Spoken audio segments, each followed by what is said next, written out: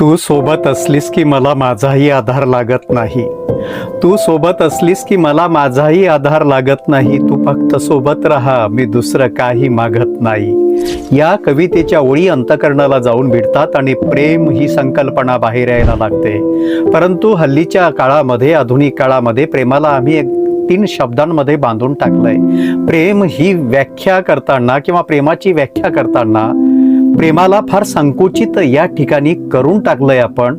याचा विचार, विवेकी विचार जर आपण केला तर प्रेम त्याला म्हणावं ज्याच्या ध्यासामध्ये जीव जातो.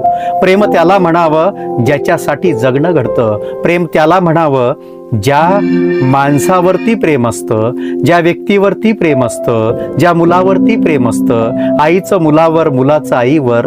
ते प्रेम शब्दात ज्या ठिकाणी व्यक्त होत नाही, भावनेच्या आवेगामध्ये ते या ब्रह्मांडानं व्यक्त होतं, ते या चराचरानं व्यक्त होतं, त्याला म्हणावं प्रेम. प्रेम ही संकुचितपणाची व्याख्या आज जो करतोय त्याच्या पदरी दुःख पडतं. परंतु प्रेमाला जो व्यापकरित्या गवसणी घालण्याचा प्रयत्न करतो त्याच्या पदरी आनंद त्या ठिकाणी निर्माण होतो, हे मात्र नक्की. नमस्कार.